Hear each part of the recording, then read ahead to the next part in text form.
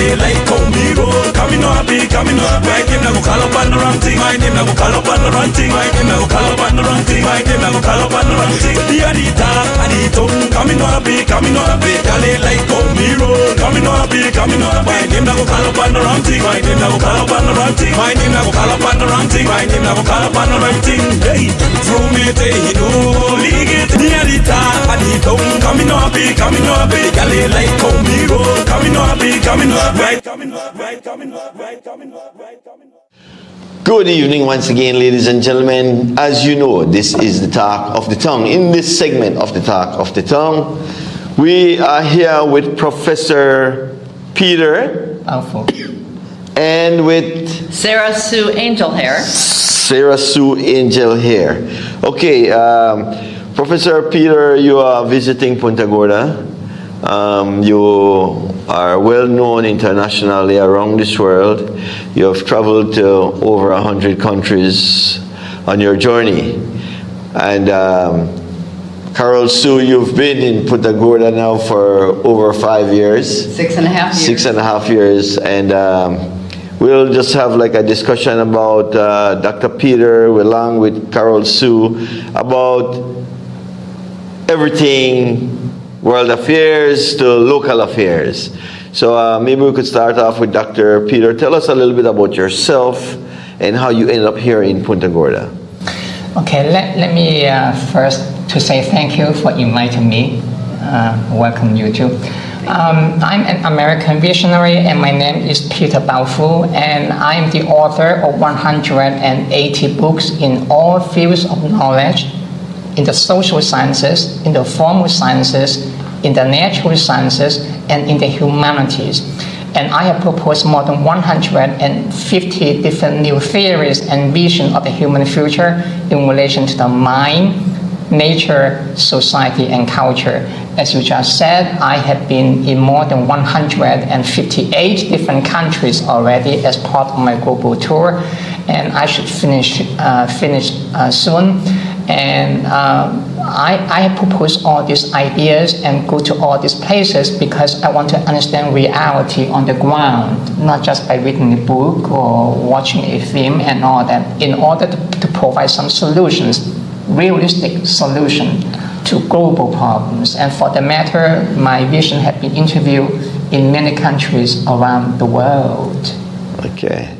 So you're here in Punto Gorda, and you talked about, well, one of the things that people are talking about globally is the American election. Everybody is talking about the American election there, Sue. And how do you see that impacting, what kind of impact do you see it having on Belize and especially a small town like Punto Gorda? I'm a global thinker. I do not focus on just a small location, a small city. Whatever I talk is also related to the larger global perspective. In the case of Central America, in this case that you just mentioned, I do think that the Trump's victory has some implications for the U.S. intervention in Latin America. Trump in some way is much more peaceful than the alternative Harris, Kamala. But on the other side... When you say peace, much more peaceful than the alternative? No, that's not what I mean. What I mean is he is much more peaceful in some way and much more violent in another way. So, but you said that he is much more peaceful than Kamala. I'm going to explain to you. Let's say in the case of Ukraine, he tried to end the war, he said, on his first day of office. I'm not sure how he can do that. But now he did that not because he likes Russia, okay, contrary to what people think. It's not because he likes Putin. No, not at all.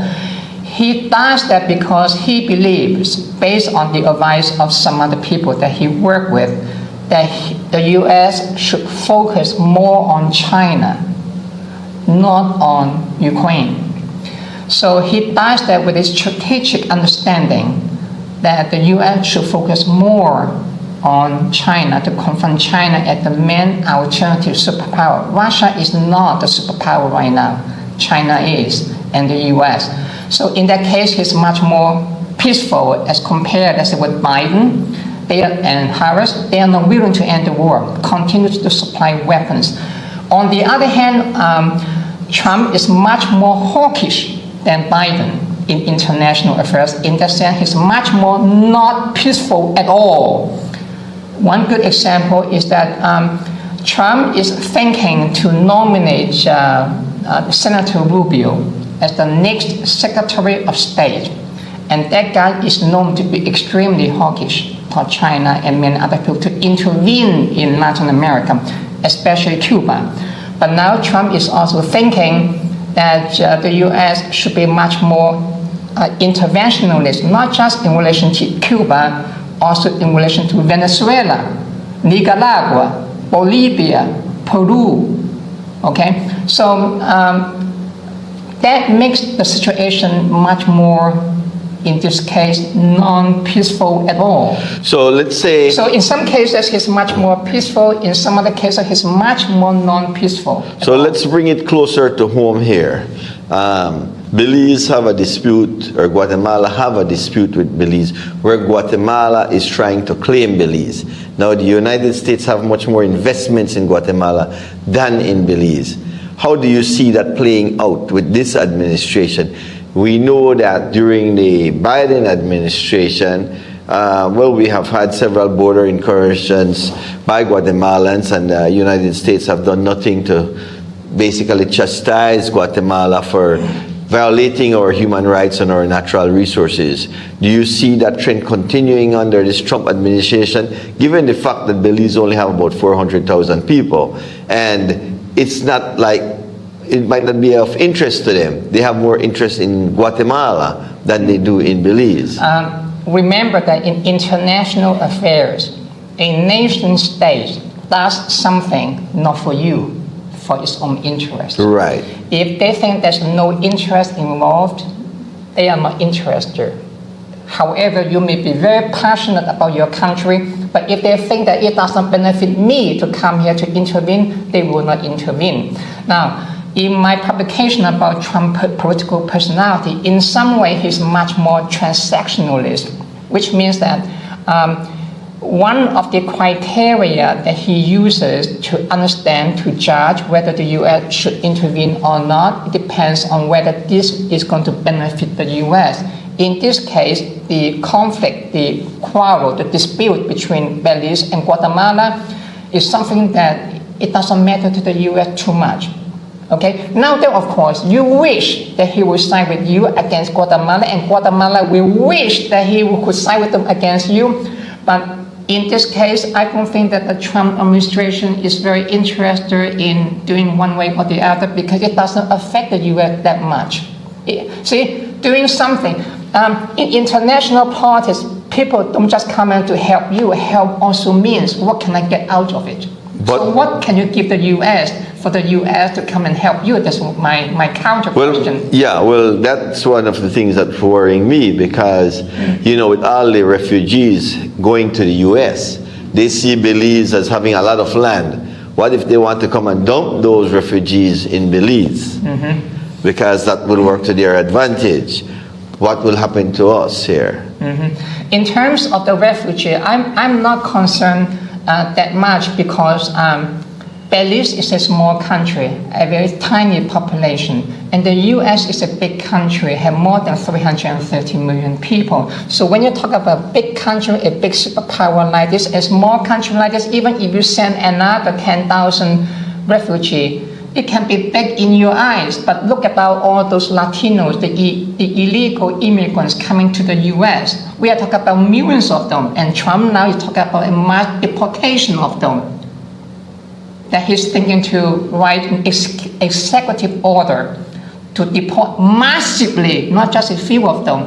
So, do you think that he's interested to take any more of your refugees or? No. We don't have refugees. To put their refugees like the Guatemalans or the Venezuelans or the Haitians, or put them to Belize. Yes, but this is not something that Trump is very interested in, because we can talk about the hypothetical situation, but the problem now is that Trump is going to block, to deport. Okay, Trump is going to strengthen the wall between the U.S. and Mexico. So it doesn't matter how many you put in, that you will not. Trump is trying to put like a great wall.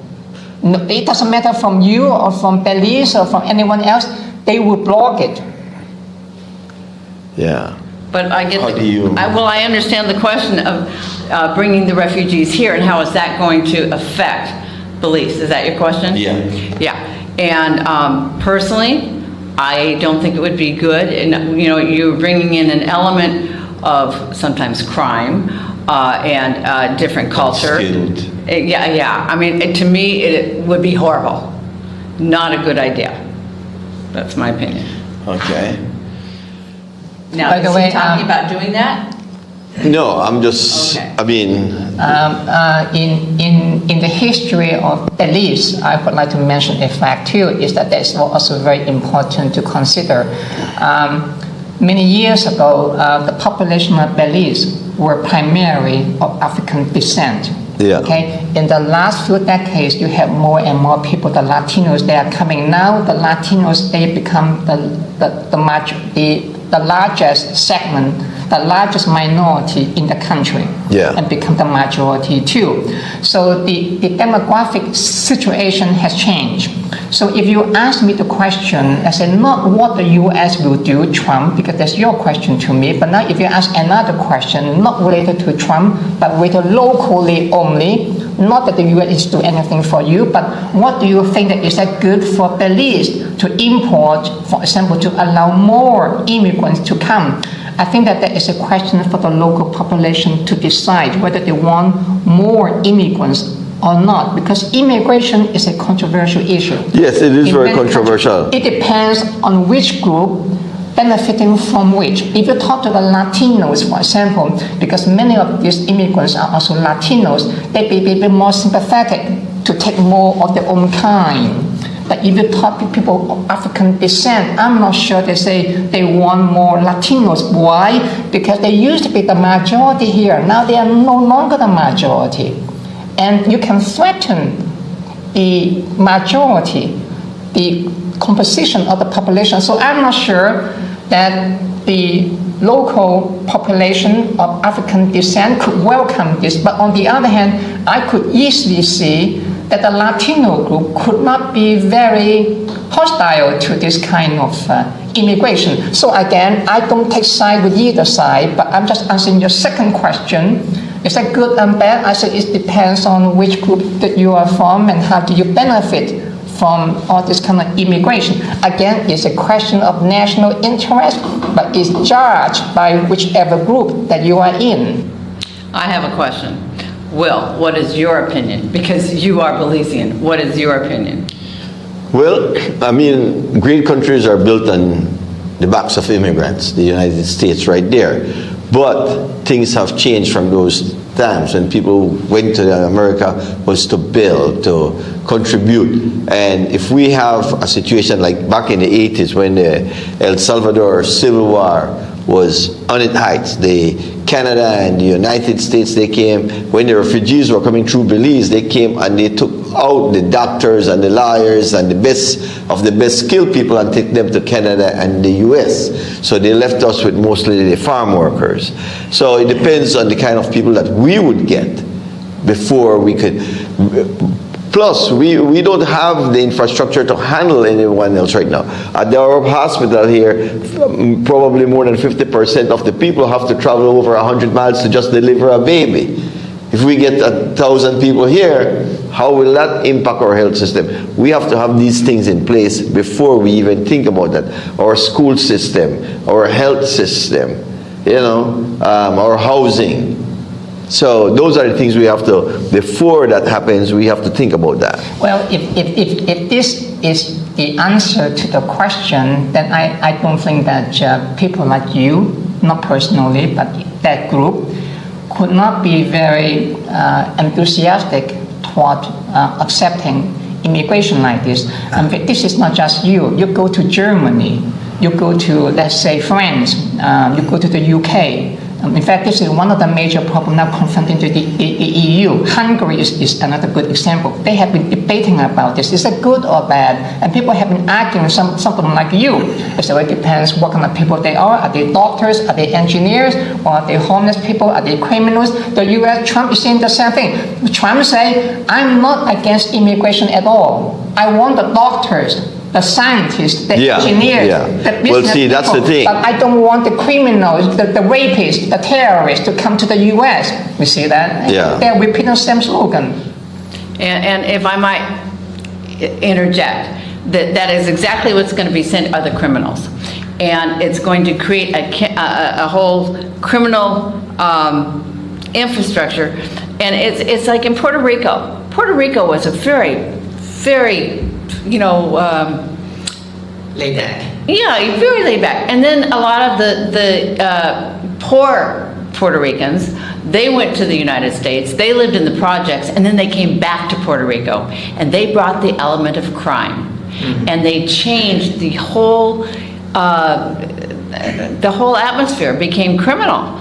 And my fear is that if they brought all these refugees here, you're getting the criminal element, and that's going to create, that's like bringing a bunch of gang members, and it doesn't take that many gang members to take over. Yes, but the good side about that too, it is a question of, this is a question of immigration and emigration of each country. Some countries suffer from brain drain. Brain drain. So that's Belize right here is suffering from brain drain. So if they send some good people to you, in the sense that those people tend to be the most educated, the richest, the investors, the scientists, the engineers, whatever, then it benefits you, but it hurts the economy. But on the other hand, if they have a lot of criminals, 100 years ago, the British Empire sent a lot of criminals to Australia. They kicked them out. And is that good for the colonies? At the beginning, so it depends if they send all this kind of rapists or criminals or terrorists or whatever to you, then of course you do not like it. But if they send, but in reality things do not work like this, so black or white. They come in, you could not tell if they are rapists. No one is going to say, let me in, by the way, just to tell you, I'm a rapist, I'm a terrorist. No one is going to say that. If you ask them, say, oh, I'm well educated, I favor peace, I support your community, I do this, no one is going to say, don't take me, I'm a rapist, right? So It's not so black or white. You come in, you know beforehand that you have this kind of wisdom to see that you can tell. Look at the U.S. The U.S. had many hundred years of immigration. Even the U.S. cannot tell how many of them become rapists, how many of them becomes good citizens. Understand me? It's not so clear cut that it's so easy. You sit at the table and say, okay, that group is okay, but how do you know? Do you check on each of them? That is the dilemma for a lot of politicians when they make a decision. You have to make the analysis, do the research, but there is a risk. Okay, great. Go on. I have one thing to say about that. One thing that Belize City sent a bunch of their gang members here. Under the Dean Barrow administration. Right? And what did that do to PG?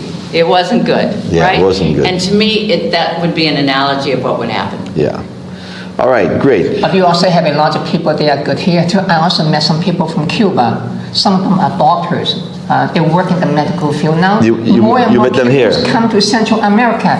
You go to Honduras, El Salvador, even in Belize, you have more and more Cuban doctors. Now, how about that? So I think that to look into this kind of situation, we need to look at the whole picture. Well, a lot of our doctors are educated in Cuba, and we have a lot of Just Cuban doctors that's working at the hospital. Some of them may not be well educated, but they can do the dirty work for you. Let's say you go to Scandinavia, you go to Germany, you see a lot of people from the Middle East, Syria, Afghanistan. What do?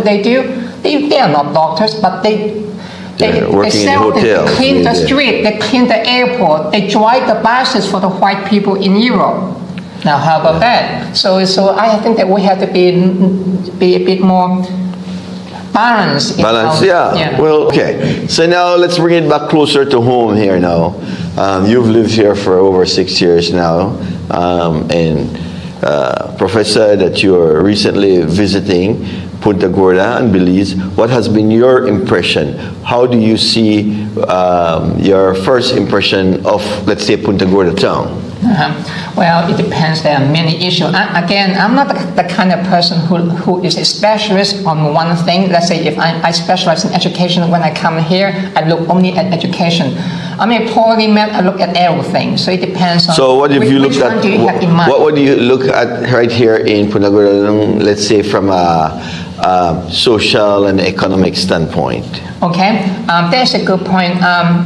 On the question of socio-economic development, I do think that the local people have been dependent too much on agriculture and tourism, especially in PG.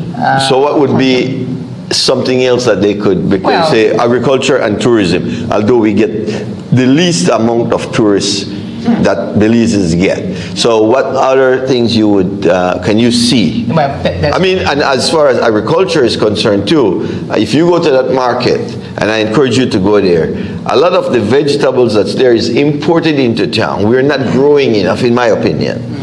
By the way, just because an economy focuses on agriculture doesn't mean that you have everything. You always have to import. It's true for every single country, no matter how much you produce. Okay, there's no such a country that say they produce everything. They don't need you at all. Even an isolated country like North Korea need to import from China to many other countries. In the case of Belize, agriculture, there are a lot of different solutions, not just agriculture, but also tourism. You can switch to alternative crops, for example, which can make more money. Now we have the climate change. It does affect agricultural production, for example. You can also, let's say, switch to some other sectors of the economy, like manufacturing or education or healthcare and all that. As you just said, why do you think the Cuban doctors come here? If you have a good healthcare, you don't need someone to come here and to be a doctor for you. The fact that they come here for you is because your medical healthcare system is not that sufficient. That's why they come. So what is the solution to all of that? Maybe it's time for you to invest a bit more on healthcare, for example, education, for example. There are many other things that you can do, but which one do you choose? The local people have to decide. But you asked me what is my first observation.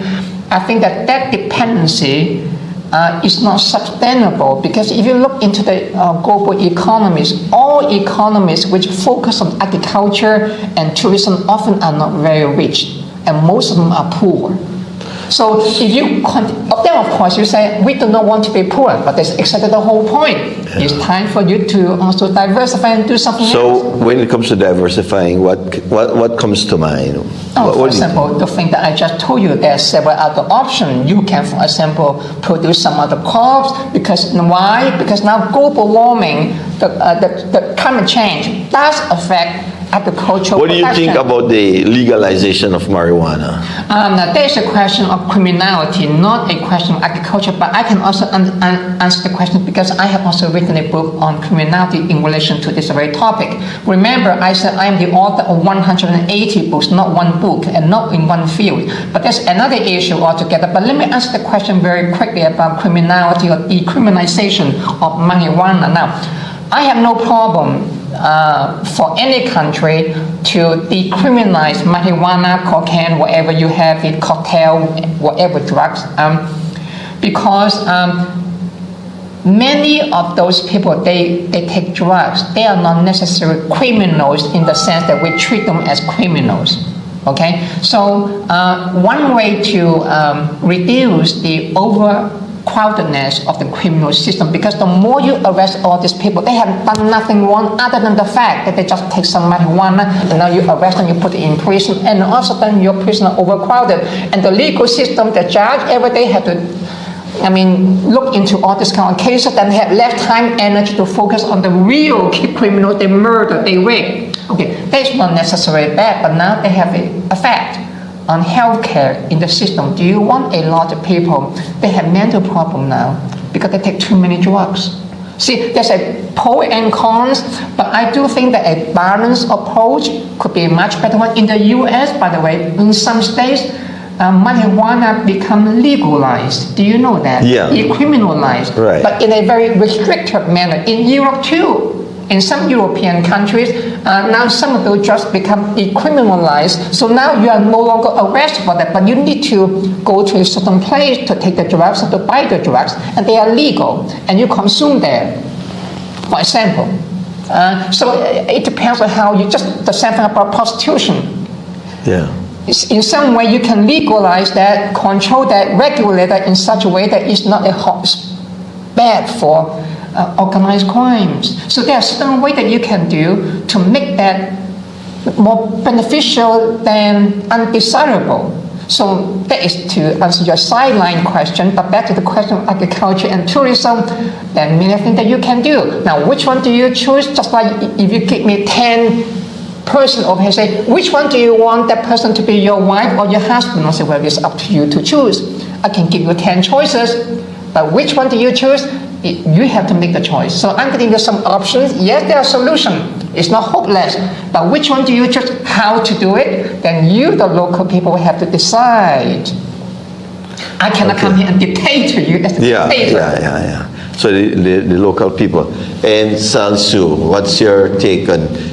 You've been in PG. How would you? What do you see would move PG forward? By doing cottage industries among the different villages, because they are all the villages have a women's group, which is a legal co-op. They do not pay taxes. So I would like to see cottage industries that benefit. But we have villages who have had that women co-op for over 20 years. Right, but they're just doing things like arts and crafts and things that are not going to move them forward, not going to make them enough money, not really going to help. So what going to keep them in their same place. What do you see would move them to make money? Well, because if we bring in good cottage industries, and I actually what would you consider a good cottage industry? Things that are producing good produce, that are give us an example. Permaculture, even producing trees. There are trees that grow 80 feet in 10 years. They're called the Empress tree, and they're big, shade trees, and they are a hardwood that can be harvested. In 10 years? In 10 years. And why do you think that the world is not? First time I'm hearing of that. Well, yes, but I'm in a group that I actually saw the people that are doing it. In the tropics? Yes, they're doing it in Costa Rica right now. Empress tree. Empress tree.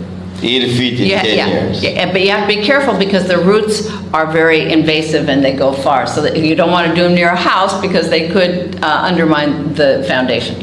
So that's just one, but there's several. In the permaculture area, things that we can grow, shoes we can make, bring in philanthropic businesses to put in the infrastructure, and then everything will be collected by the World Bridger Day Mayan Collective and redistributed evenly among all the villages in the ancient Mayan tradition, and this would create a whole new economy right here, and be an example to the world. Right here in Punto Gorda. Right here. All right, Professor, we're kind of running out of time here. When you're having fun, time goes by really fast, I see. How long more are you going to be here in Belize or in Punto Gorda?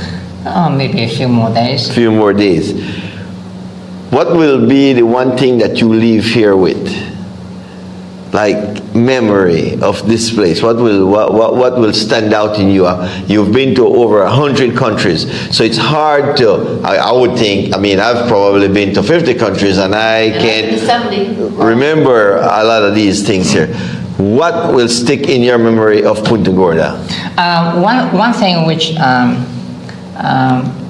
impresses me a lot is the notion of decolonization that I have written. Decolonization. Yes, and that is very unique here in Belize. Why? The process of decolonization here is not yet complete. Okay? And it's a bit more difficult because we have two things happening at the same time. I mentioned this a while ago. One is the Anglo-Saxon tradition, because you have the British colony. Now you get American influence. It is the Anglo tradition. and the other one is the Spanish one, or the Portuguese one, the Hispanic one, okay? Why? Because traditionally, the majority of the population here was of African descent. And then you go back to the British and all the French and all that now. And then later on, you have a lot of Latinos coming over here. And they brought with them the Latino culture. So now I can see there are two cultures over here influencing the local population at the same time. Okay? Now it's very unusual because in Latin America, you don't have too many countries. They have a British colonial legacy. Right. Okay? Almost all of them are Hispanic. Right. Okay? In Brazil, you have Portuguese, but they are part of the Latino culture. And the other exception is in Suriname, there's the Dutch colony. But those are the... Or Haiti. Yeah, exceptional case, the majority of them are Latino. But Belize is very unique in the sense that they have both British and American now, and the Latin, and two of them are not necessarily comparable, even though they are also European in origin, but Europe is not monolithic. Okay, the Southern European culture is different from the Anglo-Saxon culture. Okay, the continental one versus the Anglo-Saxon is different. So my first impression, the one that I would like to leave with that over here, is that I think is very interesting, and then I can see that the decolonization process had not yet completed. And you need to finish that. And finish that now is a bit more complicated because now you have to cope with both colonies, not just one. To deal with one is already difficult. Now you have to deal with both. That makes things even harder for you to cope with. Thank you. And I have a question. Yes. What is the population in ratio of the Mayans? Because it's huge here. How many, what's the population of Mayans here in Belize? In Belize, it's about 10% of the population. Only 10%? Okay. Most of them live in the Toledo district. But, I mean, I might be wrong, but I think the last that I saw was about 10%. A huge percentage is Hispanic, and then followed by African descent. the African descent, and then you have the Mayans, and then this very other few like East Indians, and yeah. And you have the Quechua and the Mopan. Mopan and Yucatec Maya. There's three Mayans in Belize, yeah. By the way, the question of decolonization is very important because you cannot have higher economic development unless you come to term with the decolonization process. How do you come to term with that? Well, there are a lot of different solutions. People have been debating for more than 100 Exactly, years. so they've been debating for hundreds of years and still have not come to a... Well, that's because it's so difficult. Okay, Yeah. Think about this. I'll just give you one example. That's not the only example. Okay, think about this. On Sunday over here, many people go to church. Yeah. Can I tell you now, do not go to church? Do you think that many of them will listen to me? Why? Because that is part of the colonial legacy. God, who is that God here that you're talking about? Christian? Yeah. You understand me now? I don't want to pick this up as the only issue. I just give you only one example. But I'm just saying that look at how difficult it is. But to decolonize it, why? Because that is also important for the inferiority complex, because your God is a white God, the European God. That's why in the US you have the woke culture, the cancel culture. Why? Because they question all the narratives about Columbus, about the white man, about the founding fathers. They question everything because they understand how toxic it is to continue to believe in all of this. It stay with you. It put you down. It make you feel inferior. Because this is the religion they have been used, by the way. And it goes generation to generation. Yeah, but you... Okay, let me finish this. I am a professor at Harvard at that time. His name is David Landis. I also worked for him later on. In his book, he talked about 3 Gs. He said that if you look at the European colonialism, there are 3 Gs. G stands for what? One of them stands for God. That means that the European came to the rest of the world, spread Christian religion to subjugate them. Jesus Christ said, If someone slapped me on my left cheek, I turn to the other cheek and let him slap. You don't fight back. That is why they are so interested to spread their religion, because do not fight back. Now, I'm not David Landers. I'm just giving you an analogy, okay? The point that I'm trying to make is that this kind of religion, and Muslim too, by the way, Islam is another one too. It is part of the colonial legacy. Another guy in the Middle East. Well, how would Islam, because a Christian type religion, how would Islam fit into this? No, because there are also people here. There are not too many. In Latin America, you also have some. There are not too many of them. You also, by the way, I just read an article on Belize. There are some Buddhists here too, but they are very, very tiny. Yeah. Okay, but I'm talking about decolonization to give you an analogy that it is the same issue that people all over the world, not just all over the world. That's what I'm saying. Because because if you're a Buddhist, you're not going to. Because being controlled by religion and the religious factors is what's really controlling the world, the mentality, and what I don't understand is once they got their freedom, and what brought them there was. When you say they got their freedom, okay, once the black people got their freedom, once the Mayan people got their freedom from the Spanish, and yet what was indoctrinating them was the Catholic Church. Mm-hmm. And once they got their freedom from it, why did they continue to follow the Catholic Church? Because that is the problem. No offense. Exactly, and that's why I say political independence is not the end of decolonization. But the end of decolonization is not yet completed unless you also get rid of your cultural colonization. Is there any place then? Is there any place that you'd say in this world where that has been decolonized? Yes, Where? There are quite a number of them. Often they are the most successful ones. Where? One good example, if you go to China.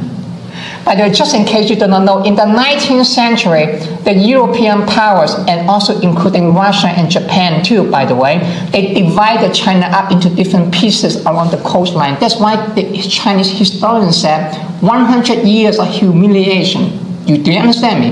Why do you say that? Because during that 100 years, Europeans, Japanese, Russian came in and occupied territories, humiliated the local Chinese. The Europeans at that time can go to any villages, any city, no one could do anything against them. That's why they even behead the local Chinese.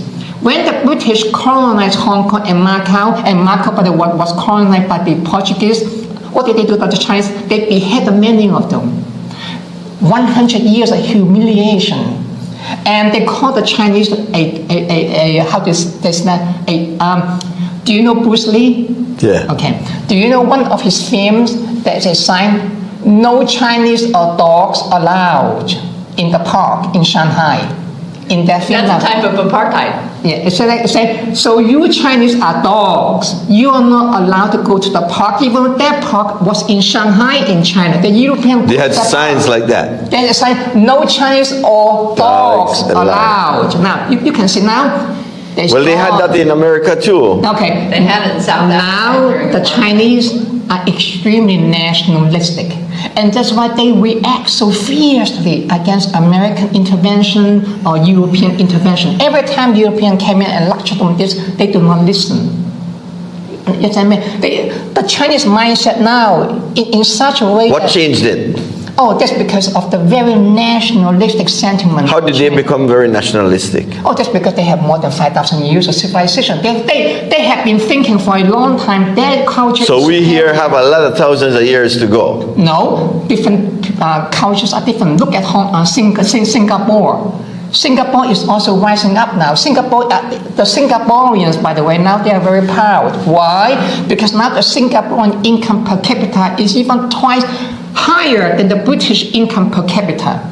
They think that the British are not even as good as they, but the British were the former colonial masters. But Singapore doesn't have 5,000 years. It only exists for only a few decades. I'm just saying that each country has They build their nationalism. That's why we need to do that here in Punto Gorda. Get rid of the PUDP.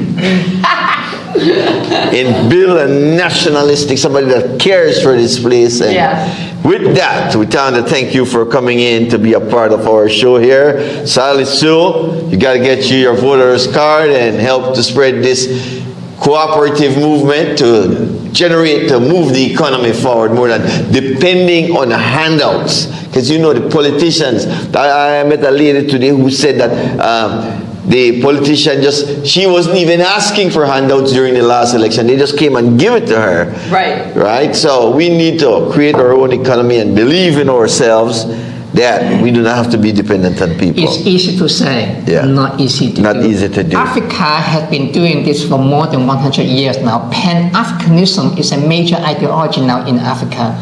Look at what happens. I also want to say one thing about China, and that is that what we believe about China is what our media has shaped our belief, because the truth of the matter is, we have been taught that they're bad and it's all crap. It's not true, excuse my language on TV, but China, they don't have wars. They're not warring all over the world. And that what we believe about China, they're not as bad as we believe. In one of my, not just one, but quite a number of TV interviews, and some people ask me a tough question like, how can you compare between the Chinese dictatorship and the American democracy? And I say, name calling is not very useful to understand international relations. Just as you said, look in the last 40 years or 45 years now, China had not invaded any country. And you can call them dictator as much as you like name calling, but the Western powers have been intervening how many wars now? Endless wars. And how many people have been killed in Iraq, Afghanistan? No, you can't say that. You can't say that China hadn't really invaded. Which one? Taipei. Not Taipei. Where the? Taiwan? No. Tibet? Tibet. No. China did not invade Tibet. Tibet is part of China for thousands of years. Look. Who decided that? The Tibetans want their freedom. Let me finish. You asked me a question. You cut me off. You won't allow me to speak, right? So, in China, do you know what Chinese means? Chinese means in China, just like in any other nation, you have different minority. In China, the majority are the Hans, H-A-N-S. They are more than 90% of the population are Hans. Tibetan are one of the 30 or 40 something minorities. You have many other minorities have different names. The Maoris, by the way, the Maoris is not like Mao Zedong. No, it's just another ethnic group. There are many of them. Inside China. They are Chinese, and also the Taiwanese. They are also Chinese, but they are different minority now. Just like in the U.S., minorities fight not just with each other, but also with the majority. They have their own internal conflict. But that is not the same thing as someone, you invade another nation, another culture, and then they rise up against you, apartheid. But then right here, for example... You confuse all this. Now, I'm not condoning one group or the other. I'm just saying that you misunderstand the culture. They are Chinese. Yeah, but I mean, like, let's look here in Belize, right? Yes. I mean, and not only here in Belize. And maybe you could, like, you know, being this person who have traveled extensively and have written so many, there has been in the last 30 years, an expansion of the Chinese people into other countries. For example, 20 years ago, this town never had not one, maybe one Chinese store, right? One. Today, the Chinese are the dominant merchants in this town. There's no more local, hardly any local, maybe one or two. And that's not only happening here in Punto Gorda or in Belize, or in Latin America, all over Africa it is. I went to Africa and first thing I went into is like a Chinese store. So what you're right, they're not invading with the guns like, let's say, the Americans, but they are... Because we are in the age of globalization. You go to China now, there are more than a few million blacks in Africa now. Before, no one knew anything about black people. Where? In China. Black people in China? Yes. Now you go to Guangzhou, they even have the African town. But I never, like, for example, just recently they had the Olympics. I never see no black people representing China. Why do you go to Guangzhou now? take a flight to Guangzhou now and enter and you'll be shocked. You enter a neighborhood, all of them are black people, black shops everywhere. Now, it's not just in China. Go to Melbourne in Australia. That's they call the how do you call them? The local people call them. I do not remember how they call it, an African town or African whatever. You go to the neighborhood, all of those people, many of them are Ethiopians. Their entire neighborhood. We are in the age of globalization, not just in terms of migration, but in terms of production. Look at any phone, anything that you have. You open up. But at the expense of but this brings it home. At the expense of the planet. No, what I'm trying to say is that our planet now is moving into the process of global integration. In the process, they have a lot of problems. But I spoke about this not in this book, but in some other books, and I already predicted that in the further end of the future, you will see that the world become more and more integrated. Marriages become more and more mixed. In fact, I have another theory. I call that post-humanity. The humans that we see now, the Chinese, Japanese, Belizean, Guatemalan, will no longer exist. Those what I call post-humans. How long from now will that be? There are different stages. It depends on, just like, look, this is a cup of water, right? I put another cup. Let's say that is dark water, right? I put this in. How long does it take before this water become mixed with this dark element? It takes some time, maybe 5 minutes.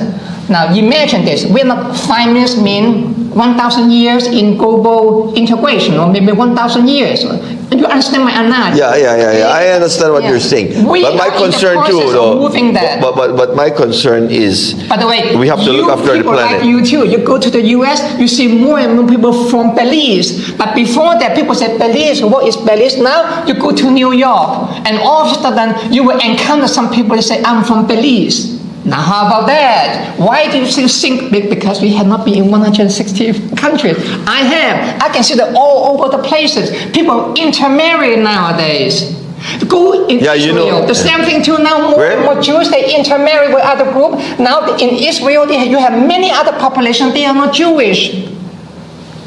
Okay. Can I? No, we have that. Thinking in the older days of me versus you, we are in the global village, man.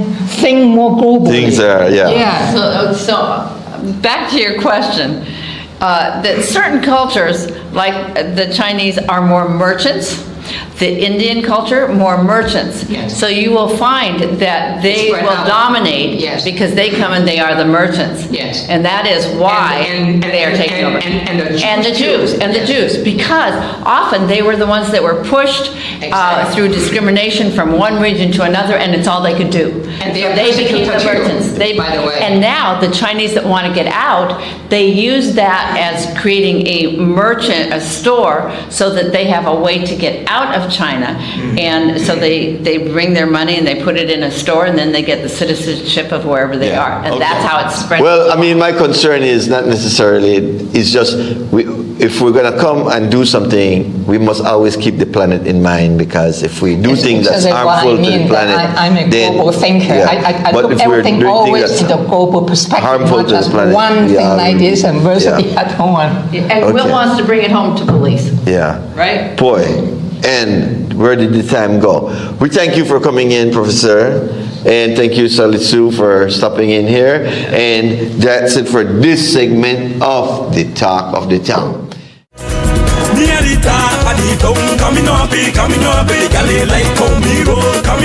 Coming up, right.